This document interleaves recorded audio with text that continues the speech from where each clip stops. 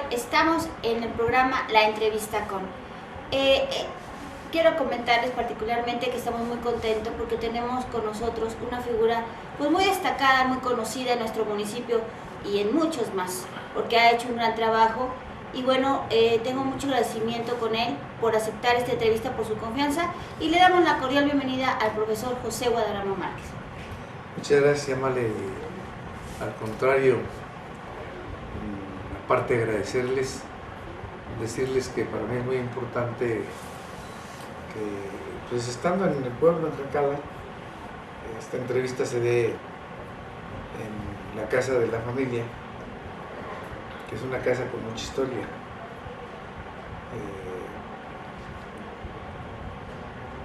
En ese momento mi madre pasaba por una etapa muy difícil. Algo sucedió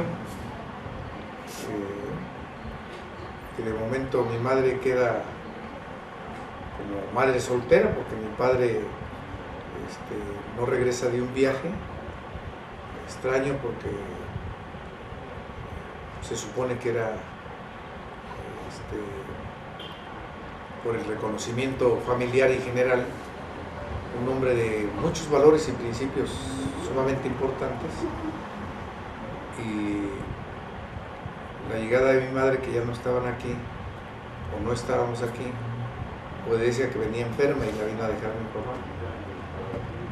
Y en la precaria situación de mis abuelos, me dicen que tiene que salir con sus niños a buscar a dónde vivir y a dónde encontrar una forma de vida. Entonces, esto era un galerón de tablas, se veían las rendijas. Seguramente en el calor a lo mejor era agradable, pero en el frío era muy complicado. Y mi mamá le pidió permiso a la señora que era dueña de aquí y la dejó acá fuera de la casa a que vendiera. Le pidió permiso para poder estar ahí entre la carretera y la casa, y puso un puesto de pan que hacían una vieja estufa de leña, el pan que hasta la fecha se vende en el restaurancito, tamales, un bote de tamales y una olla de café. Entonces su puesto eran dos guacales donde van los mangos o los aguacates, y aquí en la orilla de la carretera se ponía todos los días con su olla de café, su bote de tamales y su canasta de pan. Y le fue muy bien. Había que mantener a la familia. Claro. Y convenció a la señora de que le rentara 3 metros de frente. Y como eran tablas, pues trajeron a una gente como quién sabe quién lo hizo, pero un cerrote hizo un rectángulo, le pusieron una tabla, una banca y nació la fondita La Queretana. Y entonces, ¿qué edad tenía usted cuando fue creciendo todo esto? pues yo creo que tenía 6 años, 5 años. Yo recuerdo porque veníamos con el puestecito. Y la fondita hizo que ya hubiera huevos revueltos, cecina, hacía un extraordinario y rico guisado de chile rallado con carne de puerco, y entonces la fondita se convirtió en un fenómeno de, pues había mucho tráfico de vehículos, no había la carretera y el paso, no había la carretera central y el paso obligado era la calle. Claro. Entonces, el paso obligado a Estados Unidos y al mar, Tampico hacia Madero. De hecho, esta fue la primera carretera que unió la zona centro con la Unión Americana, por eso era muy transitada. Así es. Entonces, fue todo un éxito la fondita, y nos vimos de la noche a la mañana ya viviendo en este galerón como propiedad. Alcanzó para comprarlo. Entonces, de estar no en la pobreza extrema, sino en el extremo de la pobreza extrema, empezó el trabajo y ya se dio la relación con mi viejito Tanis, que fue un extraordinario padre, maravilloso padre. Una persona muy especial en su vida. Sí, desde luego, fundamental. Y entonces este lugar, su historia es de que a la hora de ir progresando, pues tumban el galerón de madera y nos vamos a vivir a una casita aquí, pegadito donde ahora entra el bulevar, que ya alcanzó para eso, porque antes vivíamos en un cuarto todos juntos y nuestra cocina eran 3 piedras afuera del cuartito y el baño eran pues 3 muritos apilados de bloc con un plástico y una taza de las de madera, de las hechizas. Profesor, quiero que me comente, porque hay muchos jóvenes que nos están viendo, ¿no? Que dicen que a veces las condiciones no son buenas y por eso no pueden salir adelante. Yo quiero que usted me comente, ¿qué hace que, así le voy a decir porque así lo conocemos, Pepe Guadarrama, haya salido adelante? ¿Cómo se creó en su mente esa necesidad de llegar muy alto? Bueno, hay varios factores y he iniciado comentando de lo difícil de nuestra situación. Entonces, mi mamá, que había hecho la primaria, hasta 6º año de primaria, lo había hecho en un internado, al parecer en Ciudad Valles, de esos internados religiosos. Entonces mi mamá tenía nociones de piano, sabía solfear muy bien. Alguna vez me agarró mi cuaderno de solfeo cuando venía de vacaciones o de fin de semana del Meche y empezó a solfear y sabía pintura, sabía hacer trabajos manuales. Entonces ella siempre tuvo en mente que nosotros teníamos que estudiar y el concepto era: hay que estudiar para progresar, hay que estudiar para que no sean como nosotros, hay que estudiar para que sean alguien en la vida.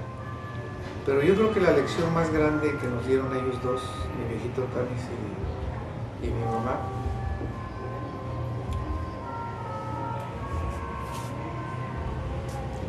Se emociona.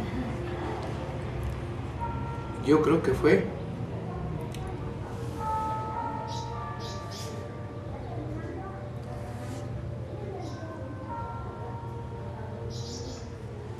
la parte de cómo, no teniendo, había que tener para alguien más. Y en el pueblo había un cieguito llamado Cuco. Era un cieguito solo. No sé quién le regaló un perrito, no sé si mi mamá, Dani, no sé quién, pero tenía un perrito que cuando bajaba del Calvario para acá era quien lo guiaba. Pero recuerdo muy bien que desde que teníamos el puesto, que tenía mi mamá el puesto de café, de pan y de tamales, Cuco era un miembro más de la familia de nosotros. Entonces mi hermana Toya y principalmente Memo y Tita, que éramos los hermanos más grandes que Nati, que Eva, que Emma, teníamos una tarea especial todos los días con Cuco. Y cuando hacía frío y llovía, nosotros teníamos que llevarle de comer a su casita allá arriba hasta el Calvario. Y cuando había buen tiempo, a veces bajaba con su perrito y se venía aquí ya con la fondita, se sentaba afuera y aquí comía, aquí desayunaba, aquí comía y ya se iba y le llevábamos su cena. Y pues, cieguito y todo, pues nosotros teníamos que hacerle la limpieza porque pues no tenía ni baño, no tenía nada, entonces era limpieza de todo. Entonces la lección más grande que nos dio mi mamá y mi papá, mi viejito, fue esa solidaridad, ese sentido de colaboración, ese sentido de responsabilidad para con los demás. Yo creo que esa fue el aprendizaje, la enseñanza, la lección más grande de que aún estando uno muy pobre, podía uno ayudar a la gente. Y yo siempre me he hecho la pregunta, anoche y los días anteriores estuve tentado en mi discurso de decirlo, de que siempre me he hecho una pregunta y nunca le he querido decir, es la primera vez que lo voy a decir. ¿Por qué si nosotros éramos tan pobres y en el pueblo había algunas gentes que eran menos pobres que nosotros, por qué nosotros estábamos a cargo de Cuco y no otras gentes? O que Cuco estuviera a cargo de más familias. Y no, nosotros éramos los que nos hacíamos cargo completamente de él. Y yo salí a estudiar, muy chico todavía. ¿Qué edad tenía? Yo tenía 11 años cuando fui al internado Hijos del Ejército a terminar mi primaria, porque mi mamá creía que estando en un internado yo tendría el pase automático al MESH. Y era así, pero se equivocó de internado, porque era el de Remedios, o era el de Huichapan, no me acuerdo exactamente el nombre. Y entonces, pues no, hubo que hacer el examen, luchar para poder entrar al MESH. Y entonces, cuando regresaba yo en las vacaciones, mi mamá seguía con el compromiso de que aún estando ya estudiando, nosotros teníamos que ir a ver a Cuco. Y así hasta su muerte de Cuco. Y sin duda, pues es la parte que en la formación de las gentes es muy importante. Y otra lección que yo recuerdo muy bien, pues es que desde muy niño, pues uno tenía que trabajar. Yo tenía mis actividades, la posibilidad de tener agua era ir hasta el pozo de San Antonio, pues no sé cuánto sea, pero yo creo que son más de por lo menos 2 kilómetros, si son. Y entonces entre mi hermano y yo, y por la fondita, todos los días, antes de las 5 de la mañana, nosotros ya estábamos acarreando agua del pozo, y ya nada más unos minutos antes de la hora de la escuela, desayunábamos muy rápido y nos íbamos a la escuela. Y terminaba la salida de la escuela, pasaba aquí a la casa, a la fondita, nos daba de comer mi mamá, y mi hermano y yo nos íbamos allá por la escondida, con un machete y un burro a traer leña.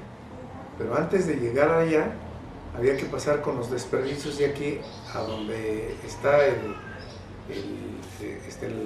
Deportivo del Campamento, el terreno junto. Era un terreno que le prestaron a mi viejito Tanis,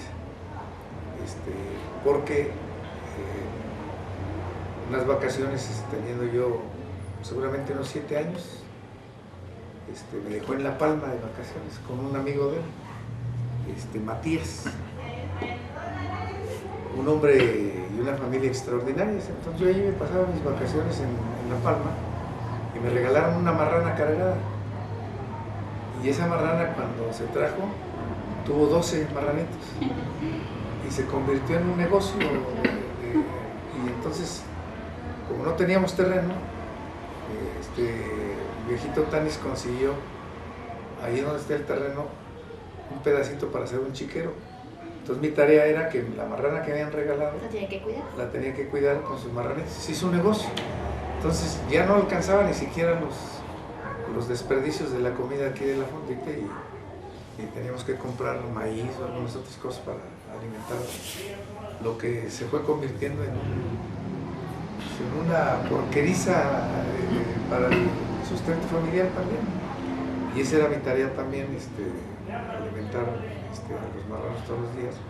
Regresábamos de la leña y entonces era cuando nos poníamos a hacer las tareas, y entonces ya estábamos ocupados prácticamente todos los días, y salvo algún rato en la noche, pues jugar los clásicos juegos infantiles de los niños que ya no los conocen, porque pues, el lujo era yo creo que un lujo ya era jugar a las canicas, ¿no? Que trajeras unas canicas.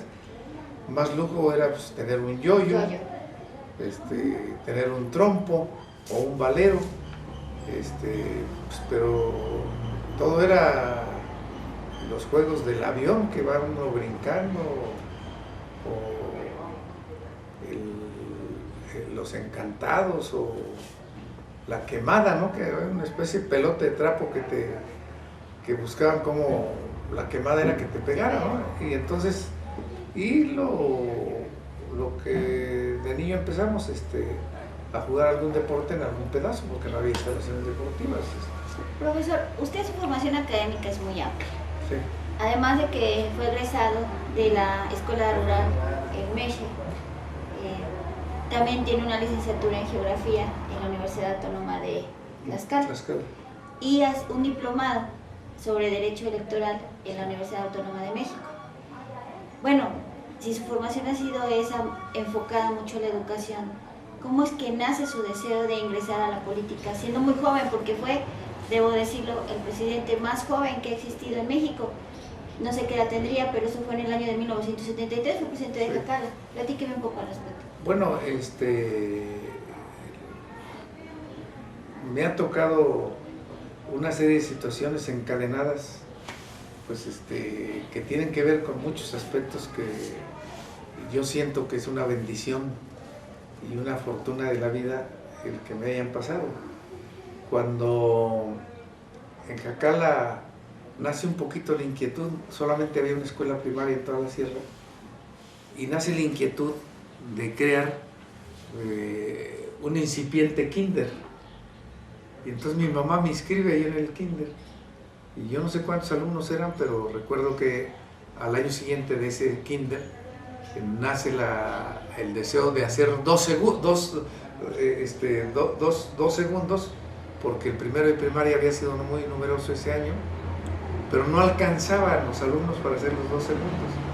Y entonces a los alumnos del kinder, que sabíamos un poco ya escribir y un poco leer, nos pasan a segundo, entonces yo no hice primero.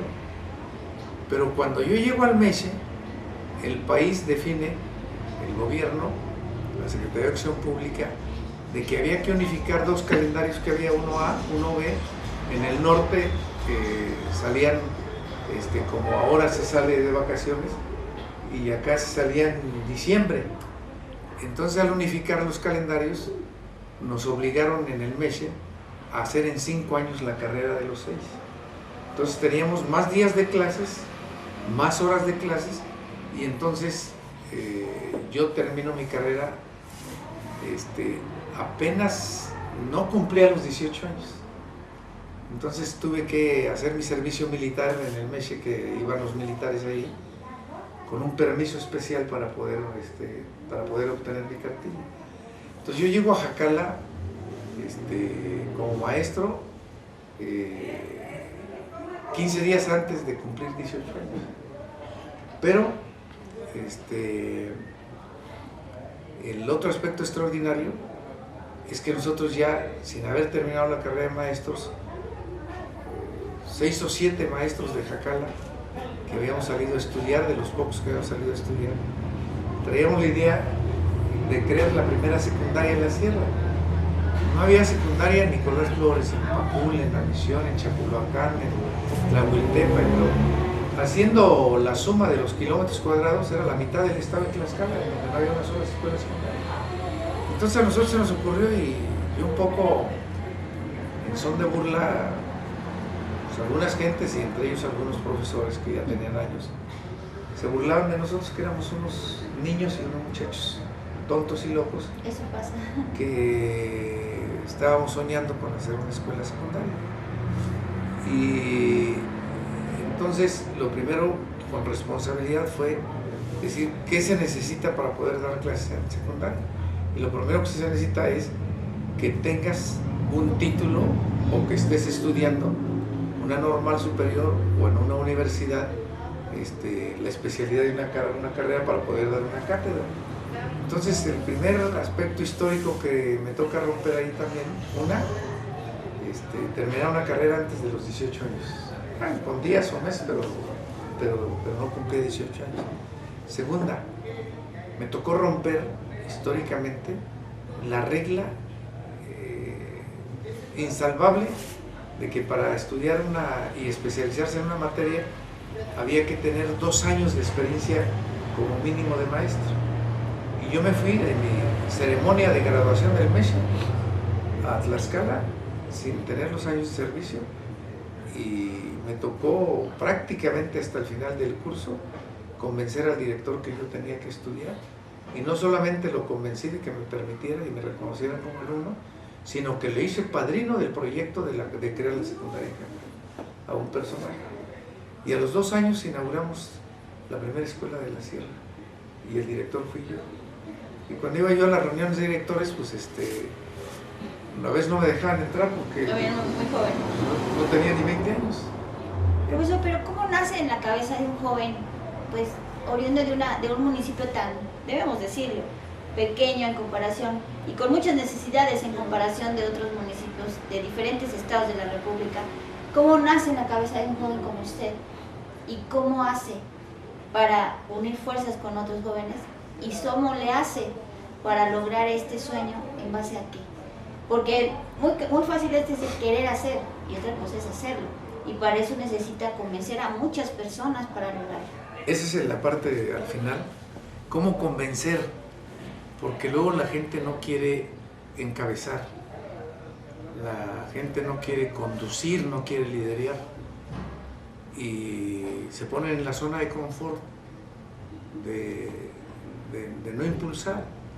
Nosotros en la secundaria, la colegiatura no alcanzaba ni para los quises. Y entonces la secundaria era la promotora de las rifas.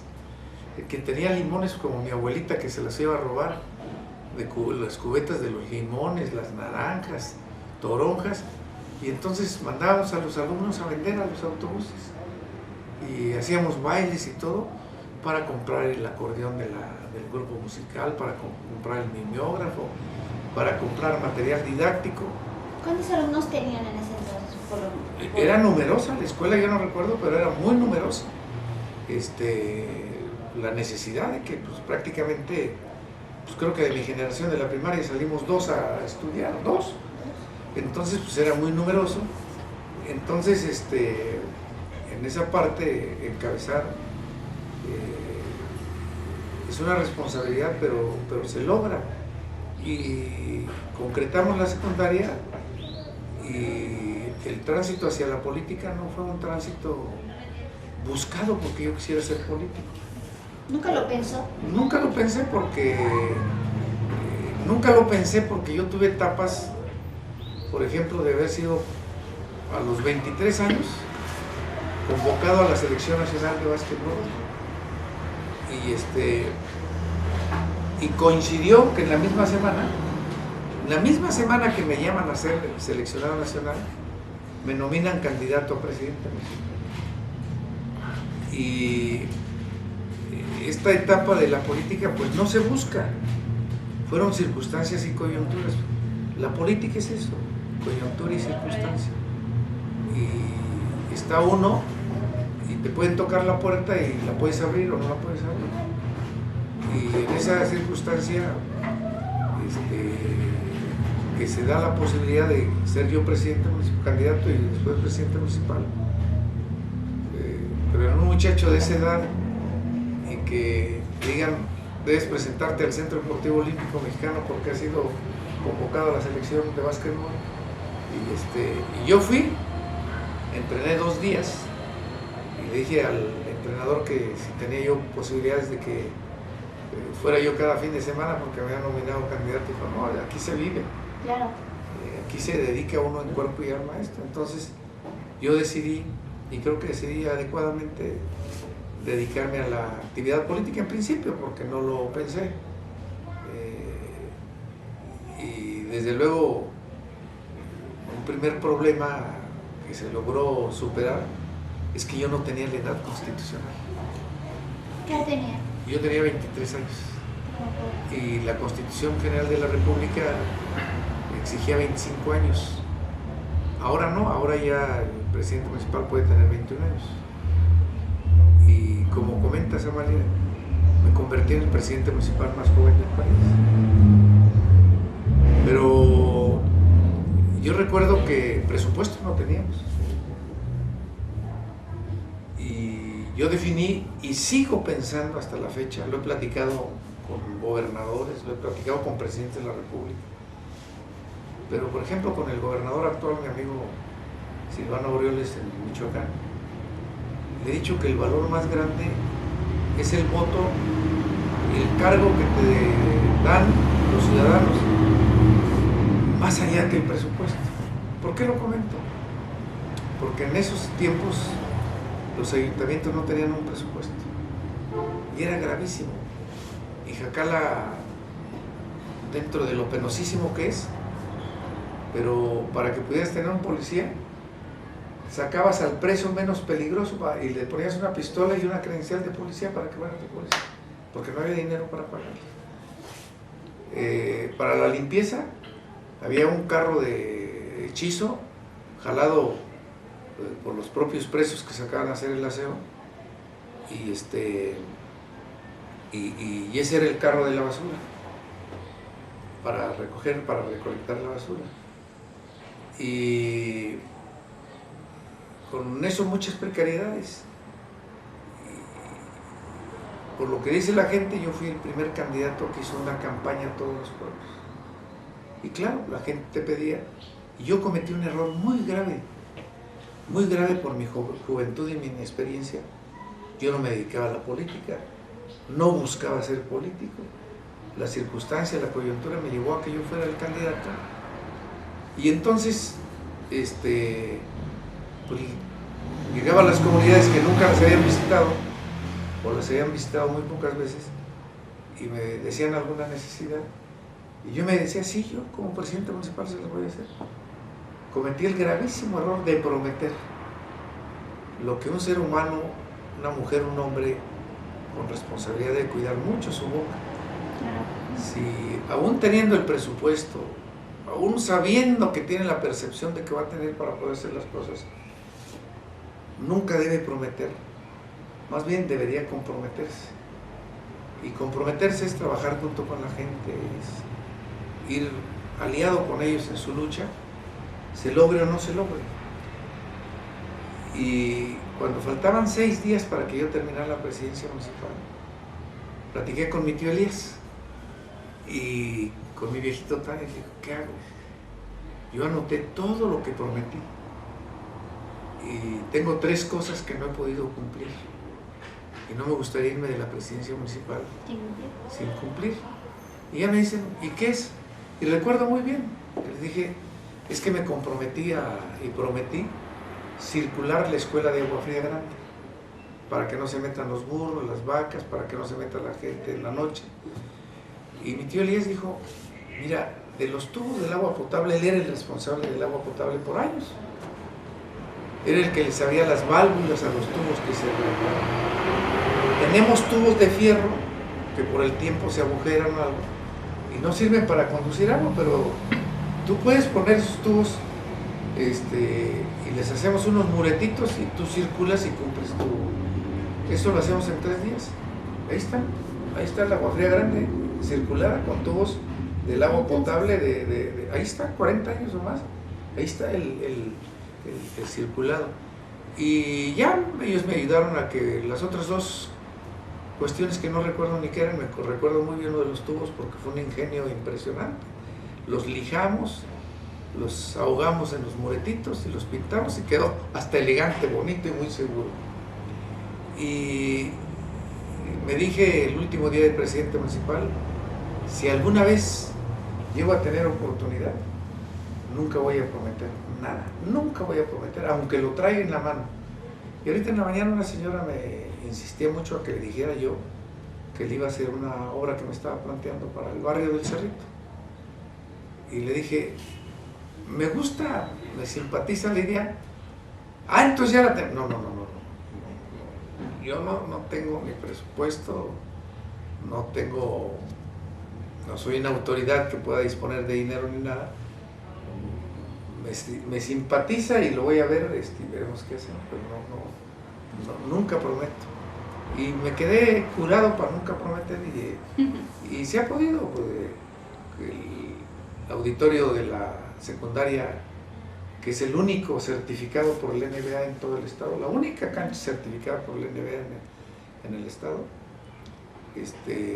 se le invirtieron más de 13 millones de pesos, sin ni un centavo oficial, sin ni un centavo de autoridad, sin ningún centavo de gobierno. Y cuando lo hice, yo no traía un centavo en la bolsa.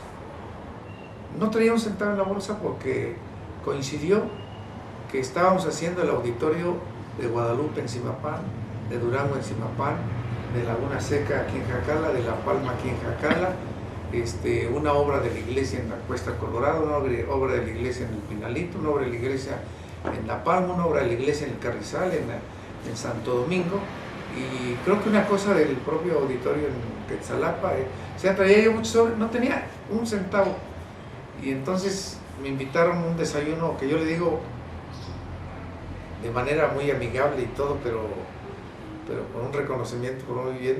Me invitaron al desayuno más caro de la historia de la secundaria, y entonces me dijeron, pues aquí queremos que nos ayude a hacer la techumbre de la escuela secundaria, pero ya tenemos las columnas. Si no hubiera habido las columnas, hubiéramos hecho un auditorio diseñado ex profeso, pero ya nos mandaron las columnas. Entonces, ante las columnas, pues ya no me pude negar. Bueno, pues ya están así, a ver cómo le hacemos. Y entonces ellos solamente me solicitaron la techumbre, no ningún auditorio. Pero como esta secundaria fue mi inicio como la obra de presidente municipal que se logró conseguir, es una escuela a la que adoro, a la que amo, a la que pues, fue mi gran obra de inicio. Dije, híjole, una techumbre se va a ver como un parche mal puesto ahí. Y entonces le dije al arquitecto, ve viendo qué podemos hacer y a ver si puedo, en el lapso del tiempo, ir recuperando la parte económica, y ya vamos viendo y ahí me vas aguantando el paso. Y terminó siendo un auditorio que tiene su área para que se presenten bailables, se presenten... Sí, está bonito. Terminó siendo que tuviera sus vestidores y que tuviera aparte sus baños, y terminó siendo de que había que quitar aquello ahogado y tumbamos la biblioteca, la dirección, el centro escolar, no sé qué tantas cosas tumbamos, pero antes de tocar un tabique para tumbarlo, primero les construí nuevo en otra área, todo, dirección, subdirección, biblioteca, todo, y ya que estaba todo nuevecito, les dije, ahora sí saquen sus cosas y vamos a tumbar esto para darle una mayor prestancia al auditorio. Entonces, estas cuestiones que marcaron mucho, pues han permitido el que yo definiera, o ya montado en el riel no tuviera para dónde hacerme que seguir la carrera política. Y eso sí, a pesar de que en muchas ocasiones arteramente me han señalado o me han acusado, yo nunca cobré una plaza de maestro después de que terminé. Yo el día que me dediqué a la política renuncié a mis plazas de maestro, y así lo he hecho y lo tengo documentado. Entonces, la otra parte, ¿no? Pues, a nadie le cae mal un ingreso, pero yo creo que había que sostener primero la congruencia. Claro. Y entonces dejé las plazas de maestro. Un joven que en 1973 fue presidente municipal, caminó bastante porque empezó a tener presencia en muchos lugares. Diputado federal en 2 ocasiones, en 1991 la última ocasión, y anteriormente en el año de 1982. 79-82. Ajá. Y bueno, después de eso también fue vocal del patrimonio indígena del Valle del Mezquital y la Huasteca Hidalguense, donde déjeme decirle que tuvo influencia en muchos municipios del estado. La mayor parte tenía usted influencia, y también fue secretario de gobierno con Rosel de la Lama. Ahora coménteme, ¿cómo se le hace para llegar a tantos espacios? El arranque de ser presidente municipal y la circunstancia muy difícil muy compleja del Estado. Me hicieron ser el presidente municipal que protagonizara muchos cambios en el Estado, y sin terminar la presidencia municipal, 4 meses antes, yo ya era dirigente campesino del Estado, de lo que en ese tiempo tenía una fuerza impresionante, la Liga de Comunidades Agrarias y Sindicatos Campesinos del Estado, la CNC. Y antes de terminar la presidencia, yo era el presidente del PRI en el Estado. Y esa circunstancia pues me llevó a una carrera que yo les digo a algunos jóvenes que me invitaron aquí en Jacala, que cómo le había hecho con esta pregunta que me haces. Y le dije, pues primero perder el miedo a lo que seguramente ustedes dos saben, que los Flechas Rojas, por ahí en Agua Fría, por ahí los bautizaron con la perrona. Subirse a la perrona y pasar Izmiquilpan. Y después de Izmiquilpan pasar Pachuca. Y estando en Pachuca no tener miedo para llegar a la Ciudad de México. Y ya estando en la Ciudad de México, el mundo es parte de un concepto integral. Entonces, yo creo fue vencer el miedo de esa situación, y no fácil, porque ser presidente municipal, 2 veces diputado federal, 2 veces senador de la República, secretario de gobierno, que es el cargo más importante después del gobernador, pero ser fundamentalmente vocal ejecutivo del patrimonio indígena del Valle Mezquitero de la Huasteca del gabinete presidencial ampliado, con el 12% de más presupuesto que el propio gobierno, pues me abrió una expectativa y una oportunidad que me llevó no solamente en estos cargos, sino en otros de dirigencia, pero con una situación que ojalá me escucharan jóvenes y que sepan que no es la oportunidad y no es de qué manera se aprovecha, sino cómo haces efectivo que se aproveche. Yo recuerdo que en 1991 la Unión Europea decide que México sea un factor importante y estratégico para su relación. Y en una reunión de jefes de Estado de la Unión Europea y el presidente de los Estados Unidos mexicanos deciden que la relación de carácter legislativo de los parlamentos se reúna en la Unión Europea en alto nivel para poder caminar en una asociación estratégica. Y se define al más alto nivel la delegación de México. ¿Quién encabeza usted? De último momento, quien encabezaba tiene algún compromiso que no puede hacer, lo que fue el diputado Fernando Ortiz Arana, que era el presidente de la Gran Comisión de la Cámara de Diputados. Y se decide que yo sea quien me encabece. Y entonces, pero estos 2 días antes de la reunión, y había que irse a Europa, y había que llegar a Estrasburgo, Francia. Y entonces lo primero que uno tiene que saber es que el protocolo dice que todos los discursos, todas las intervenciones, o las autoriza o las hace el presidente de la delegación. Una delegación como de 20 diputados y senadores. Y entonces lo primero que se recomienda es que uno conozca todos los tratados que tiene uno con ese país, todas las políticas que hay con ese país, la situación de cada país y la situación de la Unión Europea. Entonces me dieron como 30 kilos de documentos, una cosa impresionante. No me dormí un minuto en el avión de las 13 horas de México a París, leyendo todos los documentos. Llegué al hotel y hasta en el baño leía, o sea, yo quería ponerme al tanto. Y entonces la oportunidad es que tú tienes que prepararte, tienes que estudiar. Y entonces no hay límites para si eres de una pequeña comunidad, si eres producto de una familia muy pobre ni nada, es tu determinación y tu preparación. Y tu preparación no necesita un aula universitaria, necesita que tú te metas con responsabilidad a las cosas.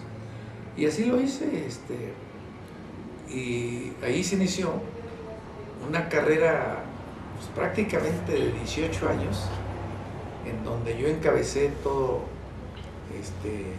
toda la diplomacia parlamentaria de México,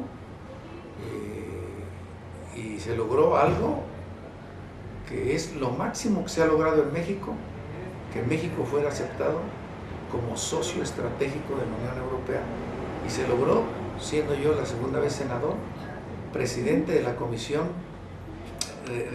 Parlamentaria Mixta México-Unión Europea, y se logró siendo yo presidente de la Comisión Política de la Asamblea Parlamentaria Euro-Latinoamericana de 60 países de Europa y América Latina y el Caribe.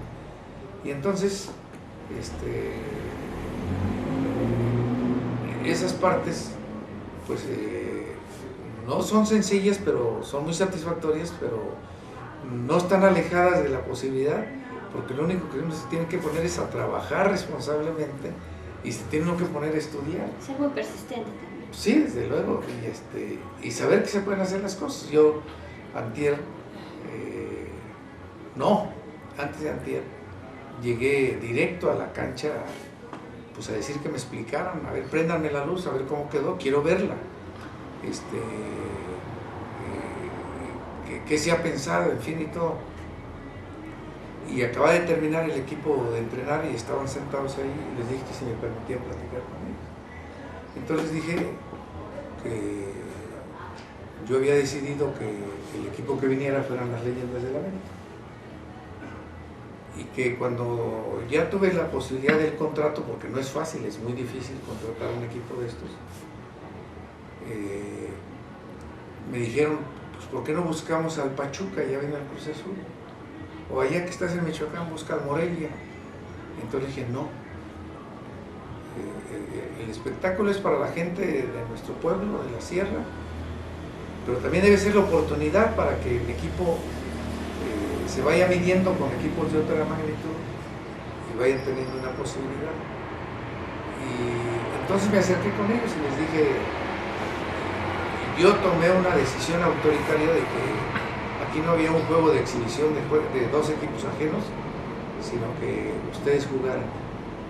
Yo les quiero pedir solamente, y les diría como parte de mi experiencia de deportista, que el jugador con el que se van a enfrentar es igualito que nosotros, de carne y hueso. Uno más chaparrito, unos más grandes, en fin, unos más corpulentos, todo, pero somos igualitos. Lo que nos hace diferente está aquí en la cabeza. La actitud de uno, la determinación, el arrojo y todo. Y yo me gustaría verlos en plan grande. Y vaya que estuvieron en plan grande. Pudieron haber arrasado a la América, pero salió un poco el colmillo de la América, los metieron al ritmo, pero fue algo magnífico. Entonces, esta parte de 18 años de vida parlamentaria, soy el único mexicano al que le han hecho un homenaje ya no siendo parlamentario. Un año después de que terminé el Senado, se dio una iniciativa en el Parlamento Europeo como el parlamentario que más había aportado a las relaciones de México con la Unión Europea, y entonces el Congreso mexicano se vio obligado a hacerme el reconocimiento. Entonces, en el patio central de Xicoténcatl, en la antigua sede del Senado, un año después de que ya no era senador yo, por acuerdo de los dos congresos, de los dos parlamentos, se me hizo el reconocimiento a quien había aportado más a las relaciones diplomáticas de México y la Unión Europea. Entonces, pues es cuando te das cuenta que sí hiciste algo. Que se puede. Y que se puede. Sin embargo, hay dos acciones o dos puntos en su vida que son como que yo pienso un parteaguas, usted me podrá decir. 2 veces ha sido candidato para ser gobernador del estado. Y es cuando en el año de 2001, más o menos, usted ya no tiene relación con el Partido de Revolución Institucional, se va de él y crea el Frente Democrático Hidalguense. Que bueno, fue algo que se hizo común en todo el estado porque tenía muchos seguidores. Y es en el año de 2005 que vuelve a ser candidato, ahora por el Partido de la Revolución Democrática, para ser gobernador del estado. Y bueno, con el apoyo del Frente, que usted haya hecho, usted es líder. Sin embargo, no se logra. Dígame, ¿cómo es esa etapa de su vida y qué pensaba Pepe Guadarrama? Porque en estos momentos que usted está viviendo, en estos momentos, definitivamente usted pues rompe con todo lo que tenía, con un sistema en donde usted había sido muy exitoso para crear algo nuevo, en donde usted se da cuenta quién sí está con usted y quién. Bueno, aquí hay una etapa muy interesante de la vida. Yo no fui político por el favor de un padrino.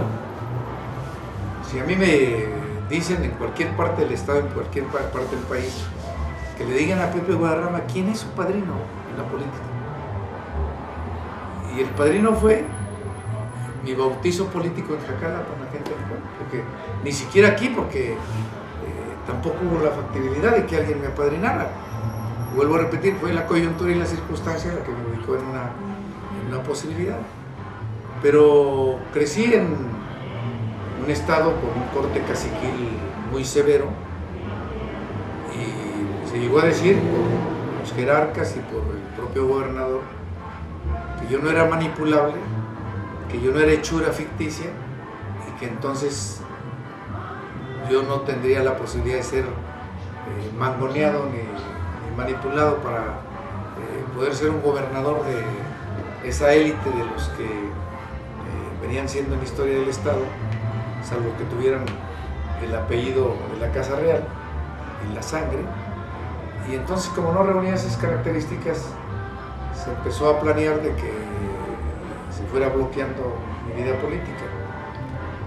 Y la coyuntura y la circunstancia ponen en mi camino, buscándome él, no yo a él, a un extraordinario mexicano que se convirtió en mi hermano del alma, mi hermano verdaderamente, Luis Donaldo Colosio. Y entonces trabajamos juntos muy cerca. Y entonces, en la costumbre del sistema político, en lo vertical y en lo autoritario, se decide con anticipación que yo sea el candidato a gobernador.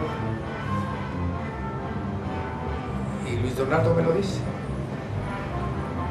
Y en alguna ocasión, el presidente de la República me comenta, seguramente Donaldo ya te dijo que en Hidalgo nuestro amigo eres tú y seguramente serás el gobernador. Pero los vericuetos, las maniobras y las malas formas se empieza a formar con un círculo cercano al presidente de la República, la visión de que sea otro el candidato a gobernador. Y entonces el presidente le pide a Luis Donaldo que si platique conmigo, de que si yo tengo algún inconveniente, de que Jesús Murillo Caram pudiera ser el candidato. Y Luis Donaldo me argumenta cosas de mucho peso en relación a la posible candidatura de la presidenta de la República. Y yo le digo, lo importante aquí es que tú seas el presidente de la República. Y el derrotero dirá si yo debo ser el gobernador o no debo ser el gobernador en el futuro. Y lo importante es el proyecto que el país necesita que tú encabeces. Y entonces el presidente de la República y Luis Donaldo, que habían definido que yo fuera el candidato a gobernador, se planea una reunión en donde le digan a Jesús Murillo, aún sin que le hayan dicho que iba a ser el candidato, que yo consideraba que el candidato debería ser él, pero que hubiera un compromiso que el siguiente gobernador era yo. Y entonces, en la reunión, esto normalmente no se platica, pero hay sustento y hay gente viva, hay un testigo de la reunión. Él manifiesta que sin duda no solamente será el siguiente gobernador, sino que cuidará que gobernemos el estado en donde mi participación aporte y fortalezca su gobierno. Y desde luego yo supe en ese momento que iba a suceder lo contrario. ¿Y cómo fue? Fue una persecución, fue una descalificación sistemática. Y no solo eso, sino que con el asesinato de Luis Donaldo, yo ya era un candidato definido al Senado de la República, y sin embargo a la muerte de Luis Donaldo se buscó que yo no fuera el candidato. Nada más que entonces yo le dije al presidente de la República y al candidato a la presidencia de la República que si había alguien que tuviera mejor currículum que yo, adelante, y si no, yo me retiraba del PRI. Y finalmente deciden que yo sea el candidato a senador, y en esa candidatura yo logro la votación más alta de toda la historia del Estado. Ojo, comparada contra la votación en el Estado de todos los presidentes de la República de la historia. Fue en una coalición que fue, ¿no? ¿Había sido una coalición PRD, no, PT o iba solo? No, cuando fui senador por el PRI. Bueno. Pero lo interesante de haber logrado la mejor votación de la historia del Estado es que el gobernador, evidentemente, aún siendo el mismo partido, trabajó en contra para que si no era posible que yo no ganara, por lo menos saliera abollado de la elección. Y resultó que mi pecado más grande fue que yo tuve 240,000 votos más que Murillo Karam como candidato a gobernador. Ese fue mi gran pecado. Usted es un gran estratega. Pues sí, todo esto desde Jacala que fui un candidato en contra del propio gobernador, me hizo ser a fuerza un estratega. Sin experiencia, lo único que hacíamos era leer la ley y a ver qué habíamos que hacer para defender las casillas. Y con un diplomado, imagínense. Sí, y entonces, sí, ese fue un gran acierto. La Universidad Nacional Autónoma de México tiene un diplomado en Derecho Electoral que yo tomé 6 meses y con la experiencia que ya traía desde Jacala, pues me sirvió mucho. Pero la historia que hay cuando matan a Colosio, irremediablemente se ve la necesidad de haber una elección para la candidatura a gobernador. Y me gustaría que muchos de mis paisanos, y sobre todo los más jóvenes, conocieran que yo gané la elección por 157,000 votos de ventaja. Y el gobernador Murillo y el responsable del PRI sacaron una hojita en donde yo perdía por 34,000 votos. Y nada más en Pachuca, solo en Pachuca, le saqué como 70,000 votos de ventaja al candidato del gobernador. Y entonces la gente definió que si no nos íbamos a otro partido ya no transitarían.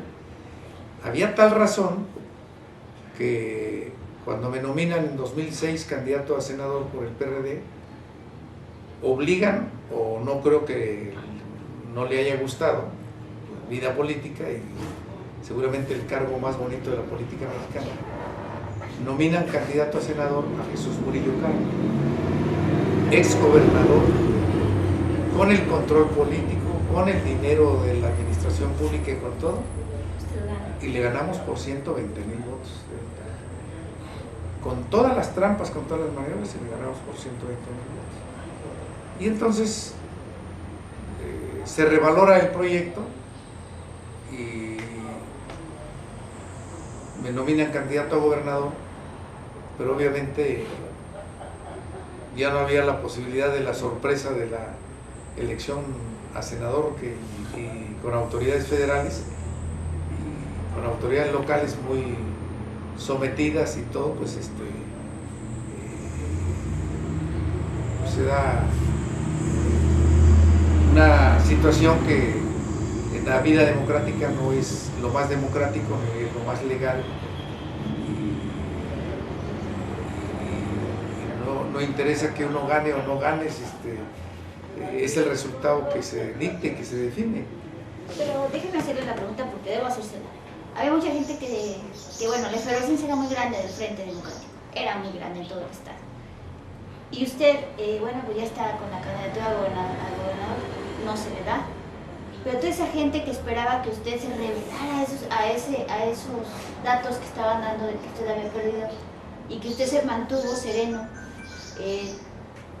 ¿qué les puede decir? Porque sí es una gran tristeza para muchos. Amalia, es la parte más dura y más difícil en la vida de un ser humano. y es la decisión más difícil en una persona que se dedique a la política. La gente tomó una decisión en la avenida en el Boulevard San Javier de Pachuca: sacar al gobernador por la fuerza del Estado y sacar a su alfil, que habían nominado candidato esa noche tramposamente, sacarlos del Estado. Ojo, violencia, sangre, probablemente represión de los cuerpos policíacos, pero una lucha fratricida entre hidalguenses. Pero en un cacicazgo del corte de Hidalgo, más en esos tiempos, sacábamos a Jesús Murillo Caram del Estado por la fuerza, sacábamos a Manuel Ángel Núñez Soto del Estado por la fuerza, y el cacicazgo ponía en su lugar a Pedro, a Chana, a Juana y todo, y volvía a ser el mismo sistema, la misma condición, y entonces una situación por la fuerza, por violencia, por lo que fuera, resultaba que la historia era un episodio que no correspondía. Y entonces yo les dije que había que seguir en la lucha, pero por la lucha democrática, la lucha política, la lucha civilizada, la lucha que cuesta más trabajo. Entonces yo les explicaba: ¿quién puede ser más agraviado que yo, que soy la persona que encabeza, que soy el candidato? Pues el más agraviado, el más afectado soy yo, y sin embargo tenemos que ir así. Y entonces puede ser que tú no tengas la posibilidad en la vida de que el cargo de ser gobernador se presente, se vuelva, pero sí estás aportando a un proceso que indudablemente ha ido evolucionando y ha ido cambiando, pero nunca me ha faltado carácter, nunca me ha faltado determinación, pero siempre entre el carácter y la determinación debe haber un equilibrio con la razón, con el aspecto de saber, sin que suene a pasividad o a mediocridad o a cobardía, el tener la serenidad para tener la claridad y poder ver qué decisiones se toman. Profesor, sin duda pudiéramos platicar horas y horas. Yo sé que usted tiene muchas actividades. Voy a tratar de terminar lo más pronto posible para que la gente, pues sí lo conoce, pero yo quería que lo conocieran más en lo que usted siente y piensa. Dígame usted, dentro de toda su carrera, dentro de todo lo que ha hecho, yo sé que la vida de un político no es muy grata en muchas ocasiones porque hay a veces falta de información, exceso de información que no es. A veces también hay gente que se acerca a uno y que no tiene la verdad, pues buenas intenciones. A veces hay mucho desencanto, hasta con amigos que se acercan a uno. ¿En qué se ha equivocado Pepe Guadarrama? Yo creo que en muchas cosas, como ser humano, un principio de resolver y de solucionar es reconocerlas. Cuando las equivocaciones afecten a alguien, tener la humildad, ofrecer disculpas, pedir perdón o de restañar lo que deba hacerse. El político adquiere una hipersensibilidad de prácticamente al tocarle la mano a otra persona saber con quién está tratando, o de verle a los ojos, si es que la otra persona se deja ver los ojos. En muchos aspectos, y sin embargo no es suficiente, porque la vida política es muy compleja, no la política. La política es un arte, los políticos o las políticas son otra cosa, pero la vida política es muy compleja, y entre la clase política, entre las personas políticas, pues hay un porcentaje altísimo que no tienen los principios y los valores que tienen mucho que ver en la política, como sea la capacidad de la amistad y de la lealtad. Más parecieran que son sinónimos que no corresponden a la política. Y entonces hay un grupo muy grande de gente, de personas que hacen el ejercicio político, que son amigos del cargo, que son amigos de colgarse de la posibilidad, que son amigos de ver frívolamente qué se pueden beneficiar. Y las equivocaciones suelen ser el que uno no se dé cuenta que una persona puede hacer eso. Y a veces no puede uno necesariamente tomarlo como equivocación siendo equivocación. Yo recuerdo por lo menos a varios, no diría tanto por no exagerar, pero por lo menos significativamente media docena, siendo estudiantes en la universidad en el último semestre o acabando de terminar la universidad, les di su primera oportunidad, y digo les di y lo personalizo, porque estaba en mi facultad nombrarlos. Y fueron diputados, presidentes municipales, funcionarios del gobierno, cargos muy importantes. Pasaron de la posibilidad de no haber tenido un ingreso por venir saliendo de la universidad a tener una casa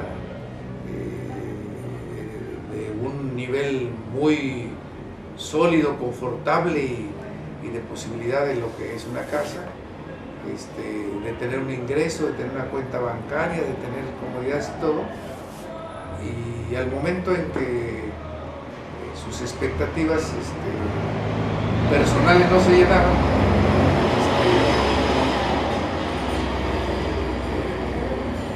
en el más claro de los términos, traicionar. Y yo no le hago mucho eco a eso, ni me afecta emocional o anímicamente, no, porque hay la parte virtuosa de quienes saben ser amigos y se mantienen como amigos, y por cierto muchos de ellos sin la oportunidad a lo largo de la vida, y es una lección y una cátedra de lealtad, de amistad, de entrega, y entonces le falta a uno tiempo para atender a esos que se quedan como amigos, para que quienes como por equivocaciones puedan darse, equivocaciones también, pues probablemente, como tú misma decías, no haberse arrojado sino en ese momento en donde la gente quería violencia, en algún otro momento sí violentar alguna situación, sí forzarla, pero siempre hay una valoración y un peso de fortalezas y debilidades para tomar las cosas, y yo soy una gente, como tú dijiste, que por experiencia, por necesidad y después por preparación académica me he hecho un estratega, y lo digo, me he hecho un estratega y tengo un reconocimiento de haber logrado cosas que se decían que eran imposibles, y ahí está el registro de que se han logrado. Entonces, un estratega tiene todos los días que estar pensando qué pesa más, en la fortaleza o la debilidad, o entre las debilidades y la fortaleza, que decidas por tus fortalezas y no por tus debilidades. Entonces, pues es parte de que aún haciendo eso pudiera haber equivocaciones, o lo que es la política, la coyuntura y la circunstancia te lleven a que no sea una equivocación, sino una situación de la circunstancia. Dentro de su presencia, los políticos en realidad también deben ser muy generosos. ¿En qué sentido? En el sentido de rodearse de gente que es parte de su equipo y que de repente pues tengan cierta presencia en diferentes municipios, en Corta, aquí en el municipio de Jacala, para darle los espacios para que sigan creciendo también a nivel, dentro de la política, vamos a llamarlo así. Usted ha hecho eso, usted tiene gente a la que considera muy capaz para poder tener o desempeñar diferentes posiciones en la política y que den, sobre todo, pues, lo mejor a los municipios de su persona. Desde luego que en la vida uno tiene que estar en el primer momento y el primer minuto que te levantas, decir cómo ese día conquistas a una amiga o un amigo nuevo. Esa es parte importantísima en la vida de un ser humano. Y dentro de ese tránsito, pues tienes amigas y amigos que son muy respetables. Y tienes amigas y amigos que tienen el perfil para la vida política. Pero en mi caso, yo no confundo a mis amigos para con quien debe uno tener con la representación del servicio público. Y no los confundo, y tiene que ser una congruencia, como lo dije al principio, de que debe haber una congruencia. Porque uno tiene que ganar autoridad moral para que el día que uno recomiende, para que el día que uno pida, para que el día que uno solicite o para que el día que uno exija, para que no que el día exija, esté uno seguro que su voz tiene que ser escuchada. Yo he tenido la posibilidad, en las formas que se han venido decidiendo en los últimos 40 años en la vida de política de Jacala, de tener opiniones o de tener participación para que un partido político pueda estar gobernando o una persona pueda estar gobernando. Y nunca me he preocupado, y si ustedes analizan, y les pregunto así, como les pregunté hace un rato, díganme si yo tengo algún padrino político, que alguien diga que es mi padrino político. Yo no nací con padrinos políticos, salvo el conglomerado del pueblo. Lo mismo les diría, tengo una autoridad moral porque nunca le he pedido a un presidente municipal que haga algo en contra de la sociedad. Una.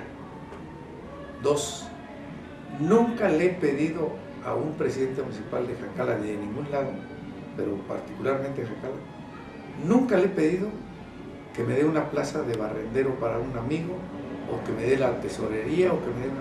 Nunca he recomendado a una gente, y he tenido la fortuna de que la mayoría de los presidentes municipales en la vida política que yo tengo, por atención, por cortesía, por respeto, me han llevado su propuesta ya llena de quién va a ser el secretario, quién va a ser el tesorero, quién va a ser el cargo que sea, o me han llevado sus organigramas y nombres, y yo nunca les he dicho está bien, está mal, o pon esto, porque entonces voy a perder mi autoridad moral, voy a perder mi autoridad política. Y entonces yo no sería capaz ni de pedir algún respaldo del erario público para una situación personal, ni sería capaz de que a una gente por amistad la recomiende a un cargo, porque en ese momento no tienes autoridad ante el propio presidente municipal para poder exigir.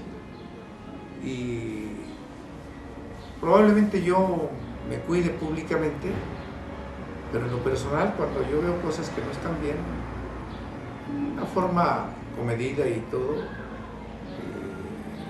comento y digo que las cosas se hagan bien. Yo tengo la posibilidad de regresar a Jacala con la frente en alto, porque les puedo decir que el camino de la carretera nacional de Los Hoyos se hizo sin ningún centavo de presupuesto. El camino del Agua Fría Grande al Agua Fría Chica se hizo sin ningún centavo de presupuesto. Un tramo de aquí a Octupilla se hizo sin ningún centavo de presupuesto. La carretera de Cuesta Colorada a Coñicito se hizo sin ningún centavo de presupuesto. Y me dicen, bueno, son obras tan caras, ¿cómo les hacías?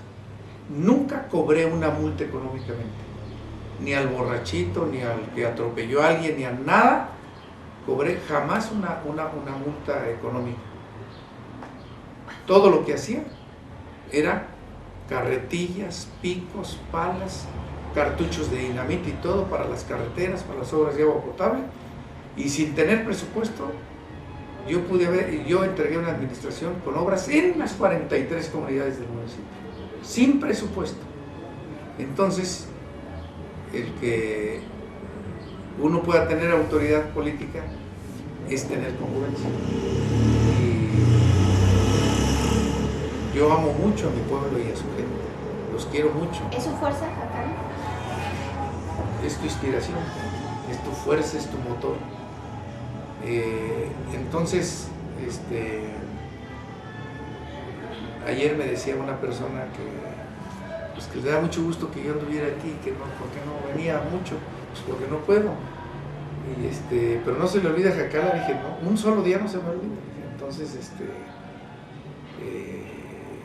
el tener un respeto por su gente, un cariño, no comparto muchas cosas, lo repetí. ¿Por qué nosotros le dábamos a Cuco de comer si había gente que tenía mejores posibilidades y no le daban?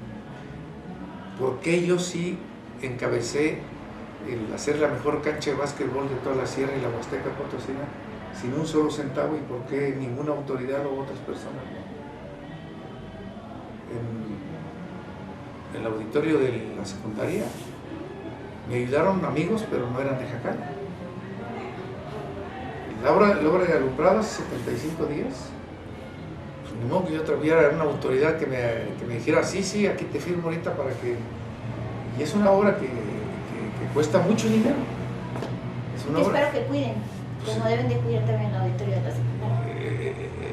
La tristeza más grande es que no entiendan y no sepan y no valoren lo que significa reunir un recurso para hacer una obra. Si yo pudiera, les pondría de oro las calles, pero no se puede, y entonces cuando se puede algo debe valorarse, debe cuidarse. Y eso sí da mucha tristeza, eso sí lacera, y hay mucha gente que me dice, bueno, ¿para qué le sigues haciendo cuestiones que tengan que ver con el desarrollo, con obras y todo? Bueno, pues porque la sociedad tiene que desarrollarse, tiene que tener oportunidades, y porque a alguien le va a caer el 20 de que hay que organizarse. Y yo un poco anoche les dije un reto, yo no me conformo con lo que hay, y por lo pronto, ahí sí mi autoridad moral, espero que el presidente municipal en los próximos días ponga un carril digno para que la gente pueda correr aquí, porque lo que hay es con una agüita se va a hacer lodo. Pero estoy pidiendo, pero yo estoy diciendo, pero habiendo ese carril se necesita un gimnasio al aire libre, y yo lo voy a poner. Es un gimnasio que cuesta más de 200,000 pesos, más de 300,000 pesos, o sea, son caros. Entonces, pero falta el que hagamos para recreación de las familias, falta la parte infantil, faltan muchas cosas. Entonces, lo dice uno, por no decirlo con toda claridad, oiga, pónganse alguien las pilas y vengamos a trabajar. El día que yo llegué, en la mañana estaba yo ahí a las 6:30, 6:45 haciendo ejercicio, ayer, y entonces llegó la autoridad y le dije, no puede haber la ceremonia con esto que está aquí.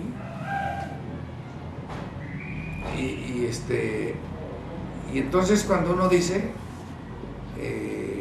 si se quiere subliminalmente, pongámonos a trabajar todos. ¿Por qué nosotros sí pudimos, no la cancha nada más sin dinero? La secundaria tenía sus mandolinas, sus guitarras, sus flautas, su acordeón, teníamos mimeógrafo, teníamos lo de un equipo sin un solo centavo. Nadie nos dio nada, como autoridad, como institución. Todo le pasábamos con una lista y la gente decía, oye, ¿no cooperas para comprar un acordeón para el grupo musical? Pues nomás traigo 50 centavos ahorita. Alguien decía, pues yo tengo guayabas allá, pues yo soy de por acá de Minapiés. Pues ahora le trae una charola de guayabas y la vamos a vender. O sea, se pueden hacer las cosas, nada más es cuestión, es querer. Entonces, sí, tener un compromiso en esto político, o a quien le interese la política, o a quien le interese el desarrollo y el progreso de su pueblo, que no tenga emoción y compromiso social, no tiene una vida bonita. La dosis de emoción, de compromiso social, es la sangre que corre con oxígeno en las venas para que uno sea feliz, para que uno tenga vida. ¿Qué sigue para nosotros, Pedro Guadarrama? Sé que está en Michoacán con algunas actividades, con responsabilidades, la palabra, sí. Pero aquí en el municipio, aquí en el estado, ¿qué sigue para Pedro Guadarrama? El derrotero de un político es el mundo. Primero es tu municipio, luego tu estado, luego el país y luego el mundo. Y a mí me ha tocado todo. me ha tocado el estar en el municipio, me ha tocado estar en el estado, me ha tocado estar en el país, me ha tocado estar en el mundo. He representado a 60 países como presidente en el mundo. Y ese derrotero nunca lo puedes definir porque regreso al principio, la política es coyuntura y circunstancia. La coyuntura y la circunstancia del 2018 a la fecha han variado radicalmente y entonces uno no puede decir más estando en la política, voy a hacer esto, voy a hacer esto otro. Yo fui a Michoacán en un proyecto de partido nacional de cuidar, número uno, el registro del partido, y entregamos la mitad del resultado para cuidar el registro, y esa fue la responsabilidad. Pero el gobernador, que es mi amigo y que hace 20 años conduje su campaña de presidente municipal de Zitácuaro, en 2015 fui el responsable de su elección de gobernador. En 2018, que no fue el mismo comportamiento en todo el país, nosotros ganamos 52 municipios, Morena 18, nosotros ganamos el control del Congreso del Estado y todo, fue distinto al resto de los estados y yo fui el responsable. Entonces el gobernador me dijo, y fuimos senadores juntos, el gobernador y yo, no te vayas, ayúdame en el gobierno. Y tengo una responsabilidad en donde prácticamente soy el responsable de todo lo estratégico que tenga que ver con el gabinete, que tenga que ver con toda la entidad política del Estado. Es muy complejo, pero muy satisfactorio. Les platicaba hace un ratito en donde estaba, que me he revelado estos 2 días que estaba en Jacala, y solo abro el teléfono para ver si no hay algo del gobernador, y veo que hay cosas importantes, pero me he revelado porque nomás en la pura pantalla, la primera, sin correrle, había 1500 mensajes que leer y que contestar a muchos de ellos, y les dije, yo no sé si lo abro hasta mañana en la noche todo, a las 2 de la mañana que llegué a acostarme hoy, solamente abrí para ver si no estaba el gobernador, y vi uno que era importante, estuve a punto de picarle para abrirlo, dije, no, voy a, y ya me ha pasado, me quedo 1 o 2 horas más y eran las 2 de la mañana, y había quedado con mi instructor que a las 7 de la mañana iríamos a hacer ejercicio. Y entonces, hace un rato nada más vi para ver si no estaba el gobernador, y volví a cerrarlo, me he revelado, y, o sea, es lo que me da Jacala, o sea, tranquilidad. Sí, me da y entonces, pues aquí estamos, yo no sé qué hora será, pero tengo un compromiso. No, yo creo que ya terminamos la entrevista, profesor.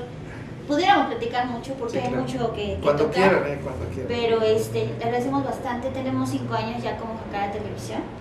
Le comento, vamos con un nuevo proyecto, ahora somos Digital Medio de Comunicación. Lo daremos a conocer la próxima semana y es para nosotros un placer, después de tanto tiempo, tener la oportunidad de haber platicado con usted. No, al contrario, y agradecidísimos porque tiene una experiencia de vida muy interesante, tiene un espacio en la historia, eso a nadie se lo va a poder quitar, y bueno, pues no queda más que agradecerle. A lo mejor los jacaltecas y a lo mejor muchos hidalguenses no saben que soy el único mexicano que ha ganado el Senado de la República con 2 camisetas de partidos diferentes. En las urnas, porque hay mexicanos que han sido senadores por 2 partidos diferentes, pero plurinominales. No, yo con votos soy el único caso de la historia de México que ganó por el PRI la primera senaduría y ganó por el PRD la segunda senaduría. En 2006 la última. La en 2006. Pues muchas gracias y decirle a la gente de Jacala que somos un pueblo que tiene un compromiso muy grande con la historia. Los que vivían aquí, en un pequeñísimo pueblo sin carretera, muy aislado de la capital de la República y muy aislado de lo que era la capital del estado, que estaba en el Estado de México, y de 1869 para acá en el estado de Hidalgo, en Pachuca, tenía mujeres y hombres patriotas, valientes, arrojados, audaces, comprometidos, y le dieron a este pueblo lo que nosotros tenemos de compromiso, no solamente de sostener, sino de lograr probablemente mucho más. Que Jacala sea la hija predilecta de la nación, decretada por el presidente Juárez, porque el ejército de este pueblo venció a los franceses en Jacala, en Huichiapan, y el ejército de los lanceros de Jacala fue quien físicamente tomó preso a Maximiliano de Habsburgo y se lo entregó al jefe de plaza, el militar, el general Mariano Escobedo, para que México saliera de esa parte tan dolorosa. Y tiene una historia impresionante, y por eso ojalá principalmente los jóvenes que nos puedan ver sepan que en Jacala tiene que haber un compromiso y que se puede construir, y se puede construir bien y para bien de todos. Muchísimas gracias. Pues bueno, amigos, los dejamos después de esta charla tan amena con el profesor José Guadarrama, Pepe Guadarrama, conocido por todos como nuestro amigo. Y bueno, continuamos la próxima semana con la entrevista. Muchas gracias a través de la señal de Digital Medios Comunicación. Gracias.